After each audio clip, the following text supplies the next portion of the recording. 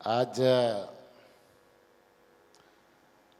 भगवान श्री कृष्ण और बलराम जी ने जो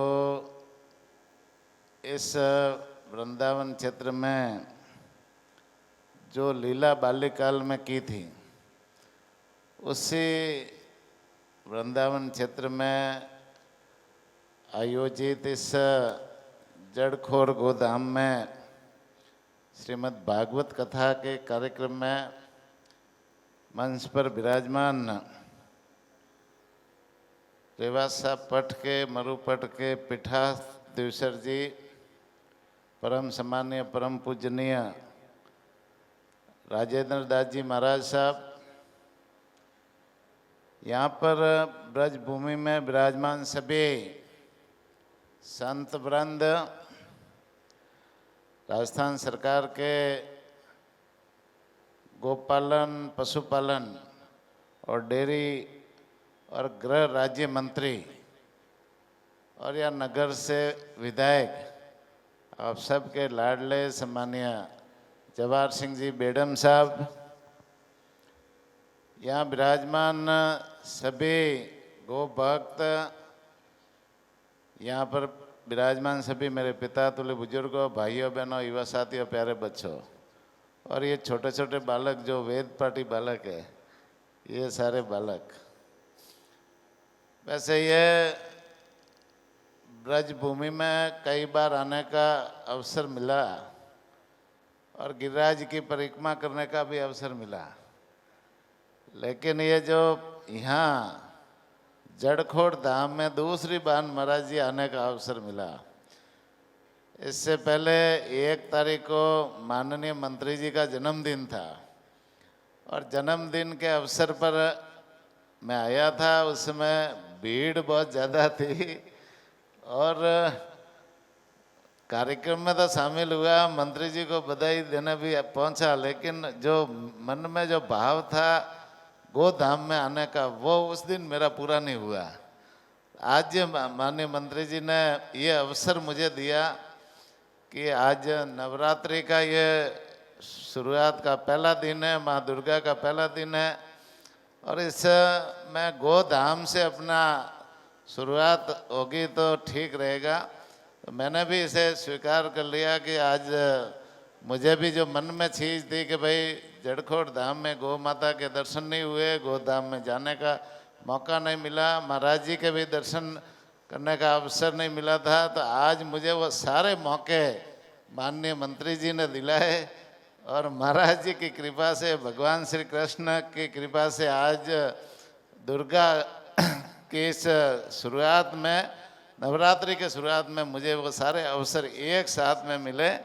मैं पुनः इस भूमि को नमन करना चाहूँगा, ये भगवान श्री कृष्ण बलराम जी की भूमि को नमन करना चाहूँगा। वैसे आज हम जहाँ बैठे हैं वो गोधाम है और निश्चित रूप से गाय हमारी विश्व की माता है।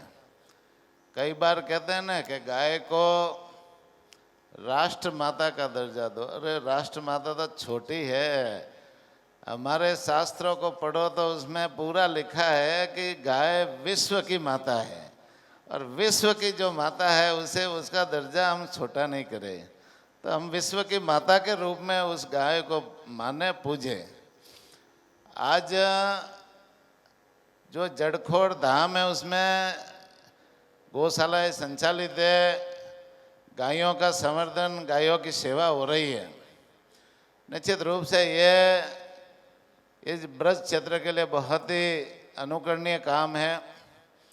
आज का जैसे जिस तरह से जो युग चल रहा है, आईटी का युग है, मशीनरी युग है, गूगल का युग है, इंस्टाग्राम का युग है और पश्चिमी संस्कृति पिछले कालखंड से लगातार हावी है, तो लोगों का दिमाग गौ माता से थोड़ा सा बीच के कालखंड में दूर होता गया। गौ माता की लोग चिंता नहीं करते थे और पिछले कालखंड में कई सरकारें भी ऐसी आई जिन्होंने गौ माता के प्रति, हमारी सनातन संस्कृति को कमज़ोर करने का काम किया, गौ माता के प्रति रुचि भी नहीं दिखाई।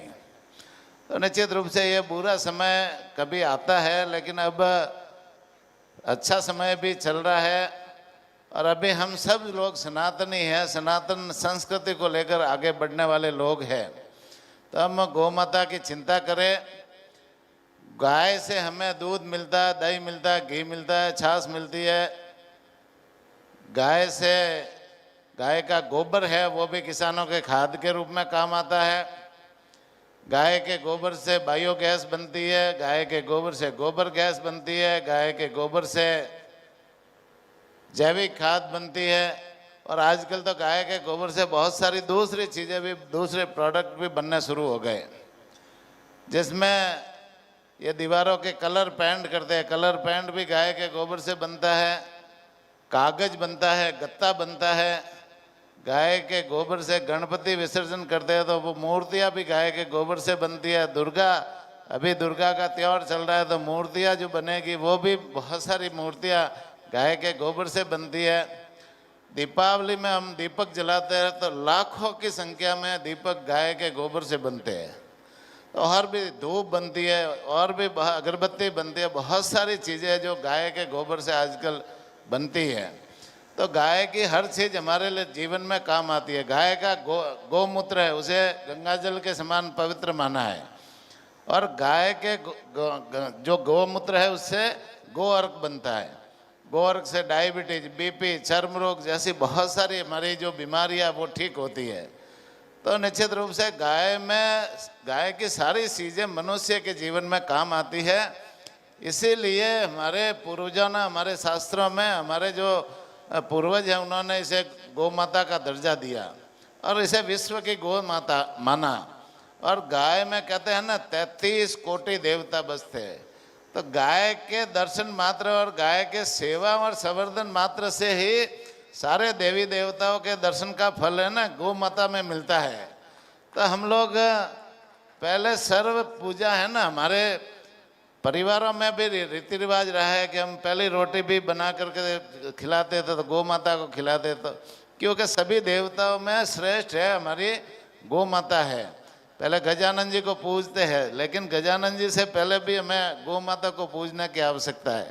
तो हम गौ माता को विशेष रूप से सेवा करें, संरक्षण करें।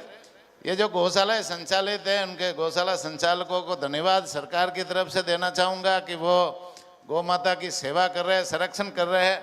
इतनी सारी गौशालाएँ और यहाँ जड़खोर में तो मेरे ख्याल से 10,000 के आसपास गोवंश का संवर्धन, संरक्षण करने का काम कर रहे हैं। निश्चित रूप से सरकार भी इसमें थोड़ी बहुत सहयोग के रूप में काम कर रही है।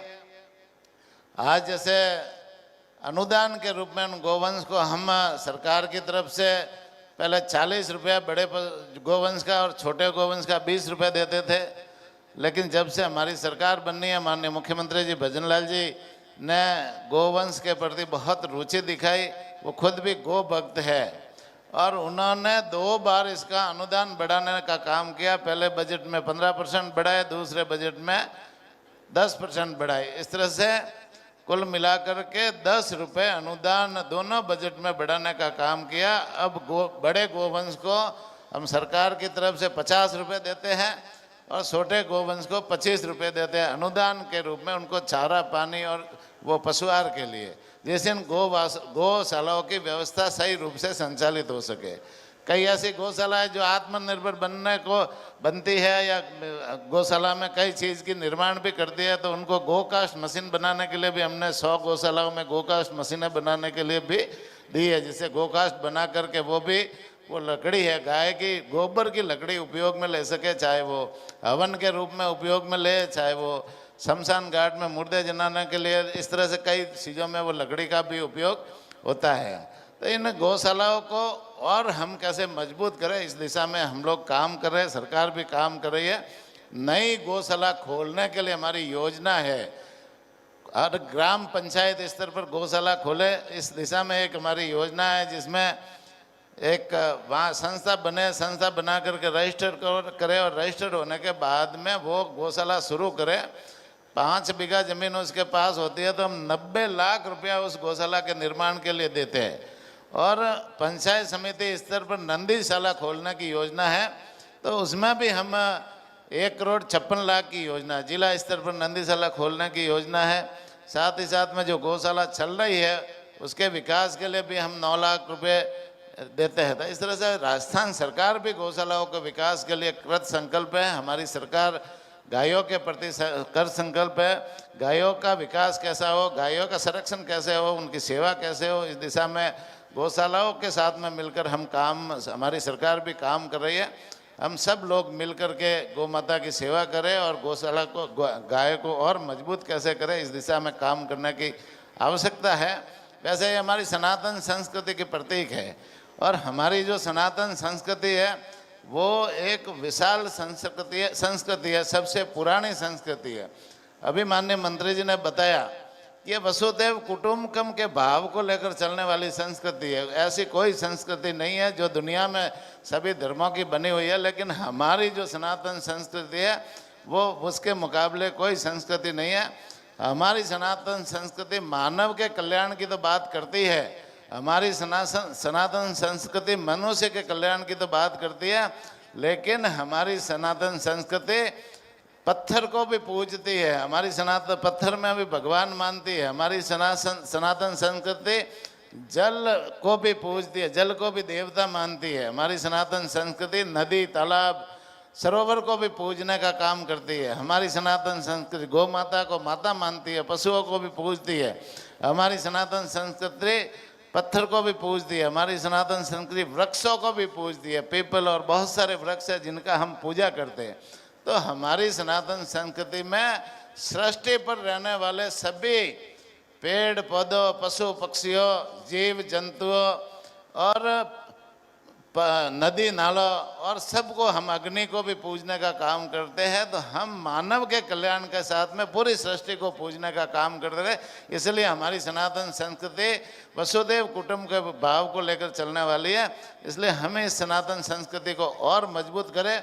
वैसे हमारे संत महात्माओं ने जब जब भी धर्म की हानि हुई है, हमारे सनातन संस्कृति की हानि हुई है, तब तब निश्चित रूप से संत महात्माओं ने हम सब का मार्गदर्शन किया और संत महात्मा के मार्गदर्शन में हमारा समाज, हमारा सनातन आगे बढ़ा है। और जब जब भी ज़्यादा धर्म की हानि हुई है तो इस पृथ्वी पर कोई न कोई अवतार भी हुआ है भगवान का, और भगवान ने भी अवतार के रूप में सनातन को आगे बढ़ाने का काम किया। तो हम लोग सब मिलकर के सनातन को और मजबूत बनाए। आप लोगों ने देखा होगा कई लोग हैं ना, पिछले कालखंड में सनातन के बारे में कई टिप्पणियां कई लोगों ने की। कई लोग कहते थे ना ये सनातन तो कोरोना है, सनातन को नष्ट करना है, ये सनातन तो एड्स है। ऐसी टिप्पणियां करने वाले भी इस भारतवर्ष में रहते हैं। तो उन लोगों को भी पिछले कालखंड में हमारे लोगों ने अभी जवाब दिया है। एक जवाब तो उनको उस समय मिल गया जब अयोध्या में भगवान राम जी का 500 सालों के इंतजार के बाद में मंदिर बना, और मंदिर बनने के बाद में वहाँ प्राण प्रतिष्ठा हुई। और 22 जनवरी 2024 को पूरे देश में गली मोहल्ले मोहल्ले में वहाँ हमारी सनातन संस्कृति दिखी और मंदिर की प्रतिष्ठा मनाने का काम भी किया। एक और उदाहरण, अभी ताज़ा उदाहरण, प्रयागराज में महाकुंभ हुआ और उस महाकुंभ में 66 करोड़ लोगों ने माँ गंगा जमुना सरस्वती के स्नान करने का काम किया। देश भर के लोग तो उसमें गए, स्नान किया, लेकिन विदेशों के कई देशों के लोग आकर के हमारी सनातन संस्कृति को अपनाने का काम किया। तो निश्चित रूप से हम इस सनातन संस्कृति को और मजबूत करें। इस दिशा में संतों का भी आशीर्वाद हम मिलता रहे, संतों के मार्गदर्शन पर हम चले। आज भागवत कथा का जो कार्यक्रम है, महाराज जी का बहुत सारा संदेश यहाँ आप लोगों को मिलेगा। निश्चित रूप से भगवान श्री कृष्ण ने गीता में यही कहा था कि एक संसार है वो कर्म प्रधान है, और जैसा आप कर्म करोगे वैसा फल आपको निश्चित रूप से मिलेगा। तो भागवत कथा के परिणाम भागवत कथा में भगवान श्री कृष्ण ने कहा है, उसी अनुसार हम लोग अपने कर्मों को सुधारें तो निश्चित रूप से हमारा जीवन सफल होगा।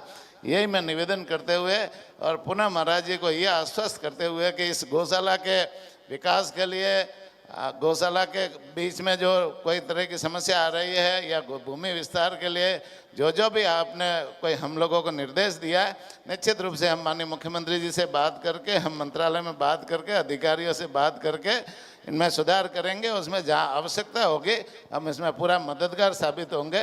ये हमारा भाग्य होगा कि हम गौ माता के कामों में कहीं न कहीं हम लोगों को भी ये अवसर मिल रहा है, तो निश्चित रूप से इसमें हम मदद करेंगे। मैं पुनः महाराज जी के चरणों में नमन करते हुए बहुत बहुत धन्यवाद। जय हिंद, जय भारत। माई मेरे श्याम